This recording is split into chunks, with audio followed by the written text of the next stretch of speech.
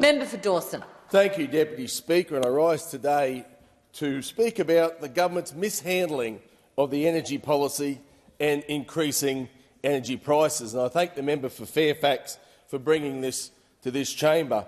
And also I'd like to take on the member for Reid, the good doctor, just spoke about what Robson. Sorry, Mr. Dr. Gordon Reid. I apologise. Member for Robertson. And he went straight to deception, and those opposite have certainly got some form for that. Because while we're talking about energy prices, it was promised by those opposite for a $275 reduction in power prices. And where have they gone, Deputy Speaker? Where have the power prices gone? They've increased for most people, by over $1,000 a year. And this is going to get worse. It's simply going to get a whole lot worse, because Labor's plan is going to impose 58 million solar panels. 58 million solar panels. Now, these solar panels, they only last about 15 years. They say at the most 20 years. And there's nothing renewable about a solar panel, so what do you do with it? You have to bury it. You put it in landfill. Now, my previous job as Mayor of Whitsunday Regional Council had a bit to do with landfills. They're very, very expensive to build, and then you have to monitor them. So this renewable dream, this renewable fantasy, will be costing for absolutely ever. Every 15 years to 20 years at the absolute most, you'll be throwing another 58 million solar panels into landfill and then doing it forever. And what about the 3,500 new industrial wind turbines? Not renewable, not recyclable either. So, no, they're not. So all the blades end up in landfill. I've actually spoken to the wind turbine, the proponents of different projects, and they've said they're simply not. Same as all the concrete on the bottom of them. I said, can you put another tower on top of that? They said, absolutely not, because the torsion, everything moves them around. They've got to be totally replaced at a cost of $600,000 to replace one of these wind turbines, and that is the cost now.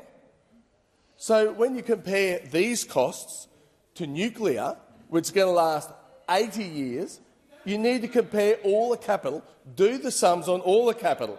You keep talking about that renewables are the most cheapest form of energy, but you can't just take through the middle of the day of a solar panel between 10 and 2. I've got solar at my house, a 15-kilowatt system. I was watching it the other day. So a 15-kilowatt system for those opposite probably run a couple of air conditioners, a couple of mid-sized sort of air conditioners. The other day I was having a look at my system.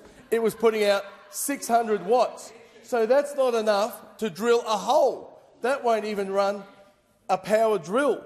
So this is what happens when you have unreliable, intermittent technology. And what's your answer to the intermittent, unreliable technology? I know, we'll double down on it. We'll build twice as much, we'll build 3 times as much. So then you have more and more intermittent, unreliable electricity.